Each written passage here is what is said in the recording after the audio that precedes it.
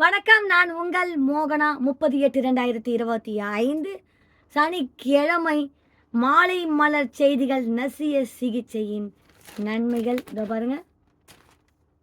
சொன்னது ரா பாலமுருகன் அரசு ஆயுர்வேத மருத்துவர். 9025744149 இவர் தாங்க.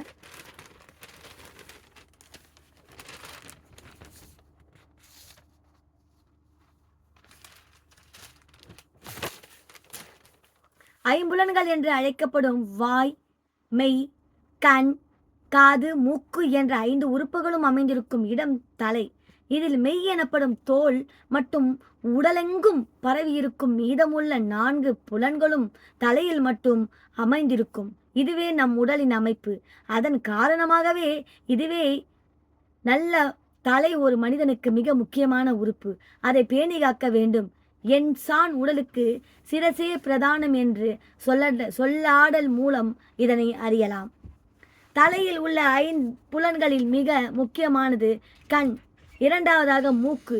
ஏன் என்றால் ஒரு மனிதன் உணவில்லாமல் சில நாட்கள் வாழலாம், ஆனால் பிரணவாய்வு இல்லாமல் சில நிமிடங்கள் கூட வாழ முடியாது. அந்த அளவுக்கு முக்கியமான பிரணவாய்வு மூக்கு வழியாகத்தான் செல்ல முடியும். ஆமாம், என் வாய் வழியாக சுவாசித்தல் உடலுக்கு போகாமல் கேட்கலாம், ஆனால் மூக்கு வழியாக சுவாசிப்பதே சால சிறந்தது. ஏனெனில் மூக்கில் வாய்வை சுத்திகரிப்பதற்கான செயல்பாடுகள் நடைபெறுகிறது. மூக்கு துவாரத்தில் உள்ள முடிகள் மற்றும் கோழை படலம் காற்றில் உள்ள தூசிகளை சுத்தம் செய்கின்றன. இதனால் மூக்கு வழியாக சுவாசிப்பதே சால சிறந்தது. அதோடு மட்டுமல்லாமல் மூக்குதான் தலையின் துவாரம் என்கிறது ஆயுர்வேதம். அதாவது வாய் என்பது உடலின் வேண்டுமெனில் அதற்கு மூக்குத்தான் துவாரம். மூக்கு சுவாசிப்பதற்கு மட்டுமே மனத்தை அறிய முக்கிய பங்கு ஆற்றுகிறது அல்லவா? நகர்தல் என்ற செயல்பாட்டிற்கு காரணமாக அமைகிறது. ஒரு மனிதனின் இயல்பான மூக்கின் அமைப்பை மாற்றினால் முழுவதுமாக முக அமைப்பே மாறிவிடும். ஆக எவ்வளவு சிறப்பு வாய்ந்த மூக்கை எவ்வாறு பராமரிப்பது என்பது குறிப்போ பற்றி பார்ப்போம். நலமாய் வாழ ஆரோக்கிய திட்டத்தில் தினமும் கடைபிடிக்க வேண்டிய நடைமுறைகளில் மூக்கும் இடம்பெறுகிறது. ஆம், மூக்கில் எண்ணெய் இடும்படி ஆயுர்வேதம் அறிந்திருக்கிறது. அதற்கு நசியம் சிகிச்சை என்று பெயர். ஒரு விஷயத்தை சற்று கவனித்தால் ஆரோக்கியமாக வாழ தினசரி கடைபிடிக்க வேண்டியவை என்பது முகத்தில் உள்ள 5 புலன்களை கவனிப்பாகவே இருக்கின்றது.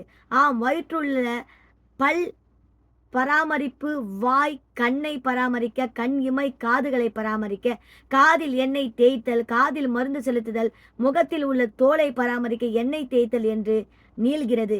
ஏனெனில் இதன் மூலம் கிருமி தொற்று தாக்க வழியுள்ளது. எனவே இவற்றை ஆரோக்கியமாக பராமரிக்க அதிக அறிவுரைகளை ஆயுர்வேதம் வழங்கியுள்ளது. அவ்வாறு கூறப்பட்ட சிகிச்சைதான் நசியம் என்பது. பொதுவாக சிகிச்சை என்பது 2 வகையாக பிரிக்கப்படுகிறது. ஒன்று, அதிகரித்து இருக்கின்ற வாத பித்த சுப தோஷங்களை சமநிலைப்படுத்துதல். மற்றொன்று, அதிகரித்து இருக்கின்ற தோஷங்களை உடலிலிருந்து வெளியேறி உடலை சுத்தப்படுத்துதல். ஆயுர்வேத மருத்துவ சிகிச்சையானது உடலை சுத்தப்படுத்தவே அதிக கவனம் செலுத்துகிறது. அவ்வாறு உடலை சுத்தப்படுத்த 5 வகை சிகிச்சைகளின் கூறப்பட்டுள்ளன. அவற்றில் நசியம் என்ற சிகிச்சையும் ஒன்று. இந்த சிகிச்சை தான் மிக எளிதானது. அதிக செலவில்லாத வீட்டிலேயே அனைவரும் செய்து கொள்ளலாம். இந்த சிகிச்சை உடலை சுத்தம் செய்வதோடு மட்டுமில்லை, நோய் வராமல் தடுக்க தினமும் அனைவரும் செய்து கொள்ளலாம். அதுவே இந்த சிகிச்சையின் விசேஷம்.